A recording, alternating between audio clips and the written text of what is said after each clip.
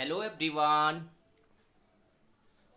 Today I am going to discuss with you class 8 civics chapter 16 our constitution, basic features of our constitution, uh, silent feature of our constitution.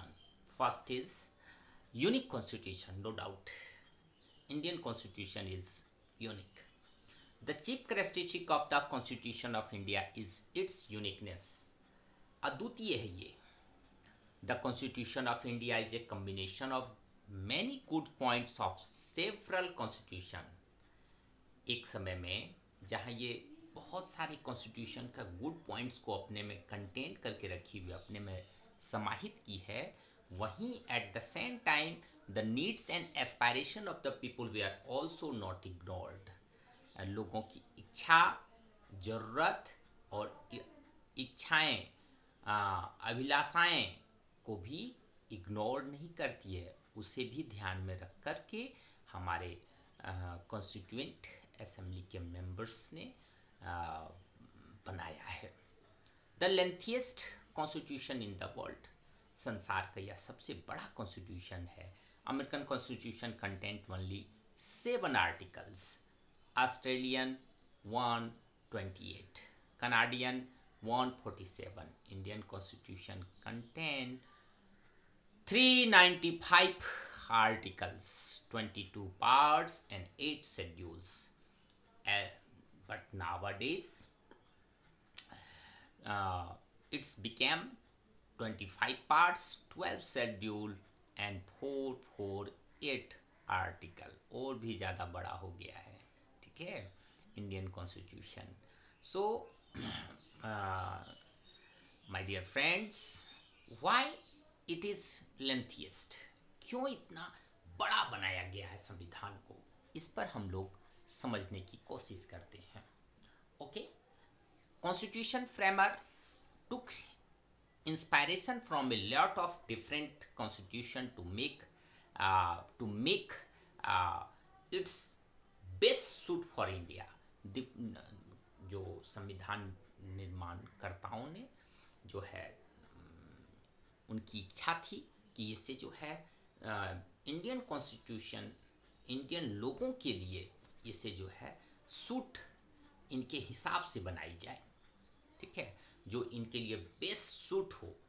Because many provisions were kept due to diversity and language issue.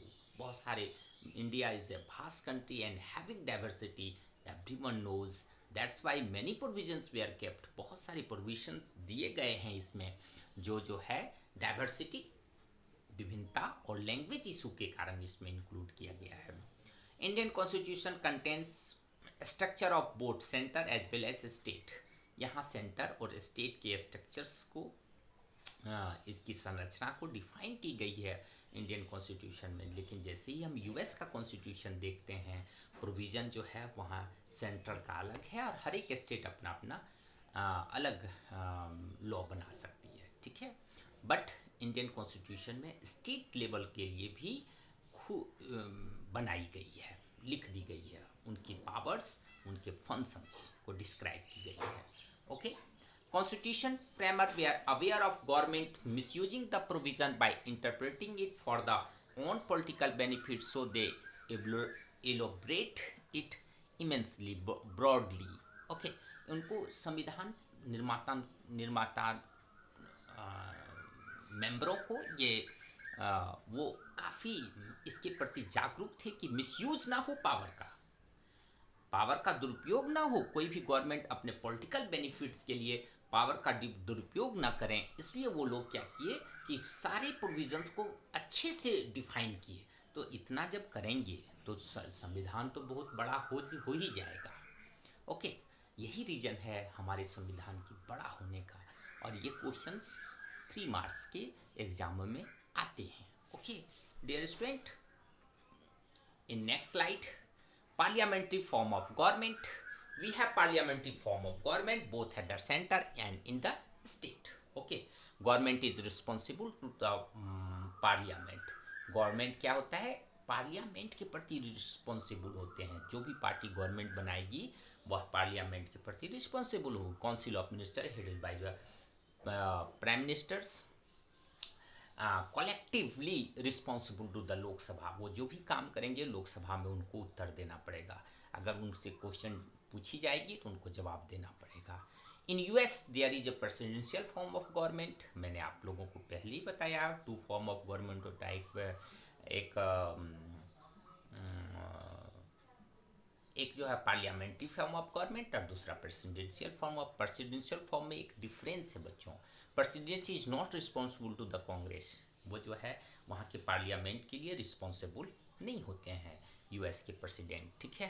Fundamental rights in part 3 contain article 32 constitutional remedy provide a person can directly move to the supreme court। अगर किसी समय में उनके अधिकारों की हनन होती है, फंडामेंटल राइट्स जो 6 हैं उनके हनन होगी, तो किसी भी व्यक्ति को सुप्रीम कोर्ट में मूव करने की आज़ादी है। ये सुप्रीम कोर्ट को मूव करने की जो आज़ादी है आर्टिकल 32 है। इसे डॉक्टर बी आर अम्बेडकर ने संविधान की आत्मा और सोल कही है आर्टिकल 32 को। माइंड कीजिए इस चीज़ को, नोट कीजिए माइंड में, बहुत इंपॉर्टेंट आर्टिकल है। हमारी जब भी हमारी फंडामेंटल राइट्स को सीज होगी हम सुप्रीम कोर्ट में जा सकते हैं, या आर्टिकल 226 हमें हाई कोर्ट को में जाने की परमिशन देती है। बहुत बड़ी राइट्स है बच्चों। Okay, next universal adult franchisee, it means every citizen of India who is 18 years and above is entitled to vote in the election without any discrimination of caste, color, class means अमीर गरीब, poor or rich, religion और gender, स्त्री और पुरुष। Article 326 article 326 फंडा universal adult franchise को describe करती है। ओके, जो भी अटेंड करेंगे 18 इयर्स उन्हें राइट टू वोट मिलेगी। ओके, और उनके बीच कोई भेदभाव नहीं होगी, ना अमीरी गरीबी की, ना कोई स्त्री पुरुष की, ना जन्म स्थान के आधार पर, सबों को यूनिवर्सल एडल्ट फ्रेंचाइजी मिलेगी। सिंगल सिटीजनशिप है इंडिया में। पार्ट 2 आर्टिकल 5 to 11 में इसके बारे में डिस्क्राइब किया गया है कि कौन भारत के लोग जो है भारत के नागरिक होंगे। ओके, आप जब इसे बड़े क्लासों में पढ़ोगे तब फिर जान पाओगे। In India we have single citizenship, therefore every Indians irrespective of place where he or she live is a citizen of India। कहीं भी आप रहो, किसी भी स्टेट में रहो, आप सिर्फ और सिर्फ भारत के नागरिक हो। Okay, equal rights to every citizen of India, और आपको इक्वल राइट्स है, ठीक है, समान अधिकार है। In US there is a provision of dual citizen, दोहरी नागरिकता है वहाँ यूएस में। फॉर कंट्री एंड स्टेट, 2 बार आपको लेनी पड़ेगी। एक बार आप जिस स्टेट में जन्म लियो वहाँ के नागरिक हो, फिर आपको यूएस कंट्री की नागरिकता लेनी होगी। ओके, ये डिफरेंस है यूएस के कॉन्स्टिट्यूशन में। Next, directive principle of state policy, DPSP इसको शॉर्ट फॉर्म में कहा जाता है। In part 4 there are guideline of aim and objective for the governments of the country. Part 4 में गवर्नमेंट आपको कैसी चलानी है, स्टेटों को ये गाइडलाइन दी गई है हमारे संविधान के द्वारा। Okay, guideline for the government to make the country as a welfare state, आप वेलफेयर कंट्री बनाओ, ठीक है। डीपीएसपी आर नॉट जस्टिएबल, लेकिन आप इसको न्यायालय में अगर कोई स्टेट डीपीएसपी के प्रोविजंस को लागू नहीं करती है तो आप उसे न्यायालय में नहीं ले जा सकते हो, लेकिन एक मोरल है कि स्टेट्स को ये लागू करना होगा। ओके, जैसे आप किसी टीचर्स की रिस्पेक्ट करते हो, ये तो आपके मोरल वैल्यू है ना, आपको आपका ये एटिकेट है ना, ठीक है, आपके डिसिप्लिन है, आपका ये गुड बिहेवियर शो करता है। और कुछ बच्चे नहीं भी करते हैं, नहीं करते हैं तो वो उनका संस्कार है। Okay, like that. ओके, तो स्टेटों को डीपीएसपी लागू करना है, एक निर्देश है। ओके, लेकिन कोई स्टेट अगर लागू नहीं करती है तो आप उसे न्यायालय में नहीं घसीट सकते। Okay, federal and unitary form of government, right. Okay children, normally constitution work as federal. Federal means what? It divide power into 2 parts, okay, the center and the state। स्टेटों को भी पावर है, लेकिन सेंटर को more powerful बनाया गया है। Okay, but during emergency it becomes unitary because central is more powerful than the state. Okay, और आपातकालीन स्थिति में इसे यूनिटरी कर दिया गया। Combination of both federal and unitary system, that is quasi federal अर्ध संघीय संरचना ये देखने को मिलती है। Okay, next, an independent judiciary, provision of independent impartial judiciary, स्वतंत्र और जो है जुडिशरी का प्रावधान किया गया। जुडिशरी का रोल क्या होगा? टू प्रोटेक्ट पीपुल्स राइट्स, हमारी राइट्स को वो प्रोटेक्ट करेगी। To limit the power of central and state government, दोनों के पावर को लिमिट करेगी। To provide check and balance for flourishing democracy, democracy का कितना प्रफुल्लित हो रहा है, कितना यहाँ आगे बढ़ रहा है, डेमोक्रेसी सही से अनुपालन हो रहा है कि नहीं किसी स्टेट में, यह जो है सो चेक करती है। बहुत जरूरी है डेमोक्रेसी में, डेमोक्रेटिक गवर्नमेंट में रेगुलर चेक होते रहना चाहिए। Okay student, next,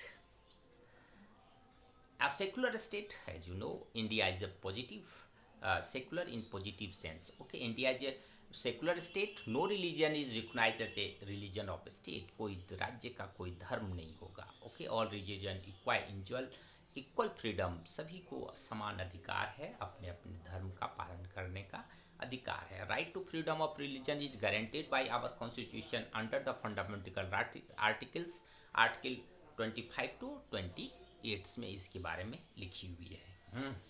okay student, rigid and flexible, very good, very important feature of our constitution. Okay, sir, Ivor Jennings quoted a line for our constitution: Indian constitution is too rigid to be changed easily. यही उतना ही कठोर है और उतना ही आसान है भारतीय संविधान। ठीक है, इसे परिवर्तित करना उतना ही आसान है और वह उतना ही कठोर है। ठीक है, A constitution is called rigid or flexible on the basis of the procedure of its amendment. उसमें संविधान में उनकी धाराओं में जो संशोधन करेंगे उसके आधार पर हम किसी संविधान को कठोर और सख्त और लचीला कह सकते हैं। Okay, in few provision it is necessary to take consent of half of the state to be amended. किसी चीज़ों को अगर चेंज करनी है तो आपको 28 स्टेट्स हैं भारत में, तो इसमें 14 स्टेट्स के लेजिस्लेचर से आपको पास कराना जरूरी है। एक्चुअली मैं एक सेपरेट वीडियो बनाऊंगा अमेंडमेंट ऑफ कॉन्स्टिट्यूशन। ओके, उसमें इन सारी बातों को अच्छे से समझा दूंगा। Mostly can be amended through special majority in parliament. Okay, special majority से ही ज़्यादातर जो है अमेंडमेंट हो जाते हैं, संशोधन हमारे देश में पार्लियामेंट में। सो assignment for you, my dear children, describe any 5 silent or basic feature of the Indian Constitution. किसी भी 5 फीचर्स को आप लिख दो। Okay, how do some people say that India is a federation with unitary features? कैसे हम कह सकते हैं, कुछ लोग कहते हैं, क्यों कुछ लोग कहते हैं कि इंडिया एक संघीय है और उसके साथ साथ एकात्मक भी है। Okay, thank you for listening and watching me.